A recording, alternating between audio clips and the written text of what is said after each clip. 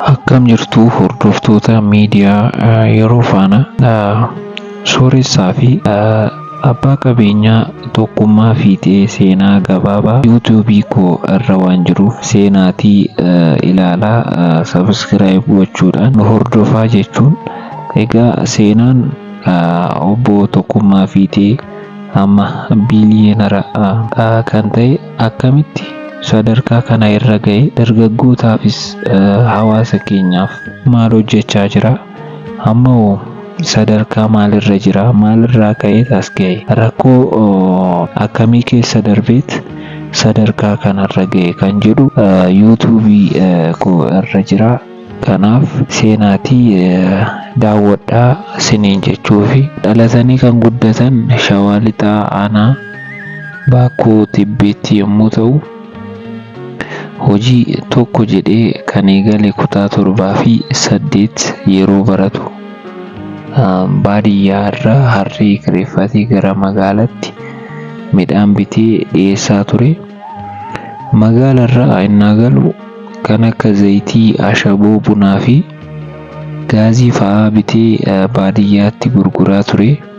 Kana keessa darbee jedhu abbaan qabeenyaa dureessi obbo Tokkummaa Fiixeen magaalaa Amboo deemee eeyyama baasee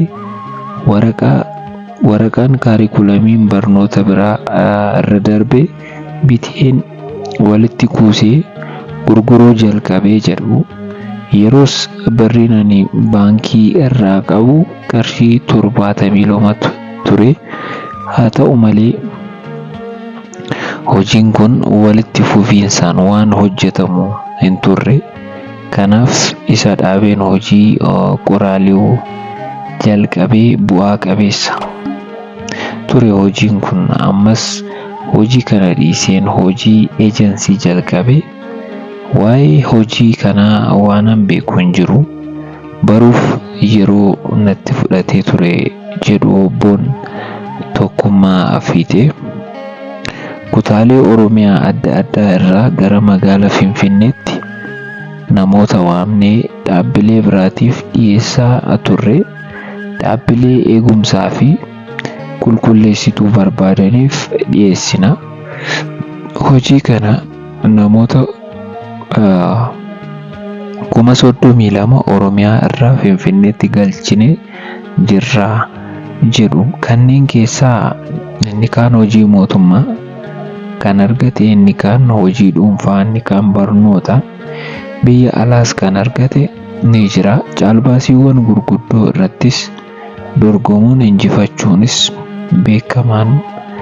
beekamaa turre jedhu. Yeroo ammaa qabeenyi obbo Tokkummaa Fiixee biliyoona 5 fi miliyoona 500 ol akka ta'e himameera. Kana keessatti eeyyama daldala 29 qabu keessaa 18 kan ta'u, eeyyama biyya alaa irraa biyyatti kan ittiin fichisiisu yommuu ta'u, 11 kan ta'u immoo biyya keessaa ittiin hojjechaa jiru. Hojjettoota 8,500 kan ta'an mindeeffamaa dhaabbata isaanii akka ta'anis ibsaniiru. Yeroo ammaa dhaabbilee gurguddoo 2tu jira.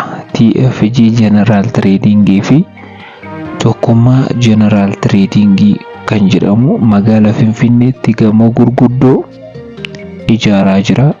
Liqii baankii irraas bilisa akka ta'e abbaan qabeenyaa Tokkummaa Fiixeen ibsaniiru. Qabeenyi koo kun kan hawaasaa fi kan hojjettoota kooti.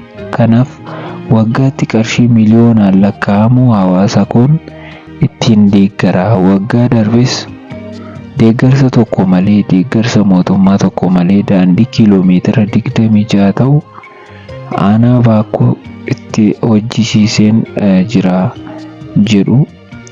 Dargaggoota duuba dhufaa jiraniif kanan dhaamu hojii tuffachuu hin qaban, hojii xiqqoo irraa jalqabuu qabu. Sooromuun adeemsa keessa waan ta'eef tokkummaan maafan hin sooromne jedhanii abdii kutuun hin qabanii. xiqqoodhaan jalqabanii isa fooyyessaatti isarraa immoo isa caalmaatti fooyya'aatti ceete boodarra abbaa qabeenyaa akka taatu dargaggootaaf ibsaniiru. Ani amma yeroon daldala jalqabu Amboo firan qabu, Finfinnee irraas firan qabu jedhu abbaan qabeenyaa tokkummaa fiixeen Finfinnee dhufeen waanan ittiin siree qabadhu dhabee karaarra buleen beeka. Guyyaa tokko nan rakkadhe nan kasaare jedhee abdii kutadhee hin beeku. Ani mucaan baadiyyaa kun amma Amboo fi Finfinnee miti, baadiyyaa addunyaa biyyoota addunyaa hedduu keessa naanna'een meeshaa bitee galchaa jira. Kanan kan naga'e obsaa fi abdii kutachuu dhabuu kiyyaa jedhu obbo biliyeenarri biyya keenyaa abbaa qabeenyaa sooressii obbo Tokkummaa Fiixee.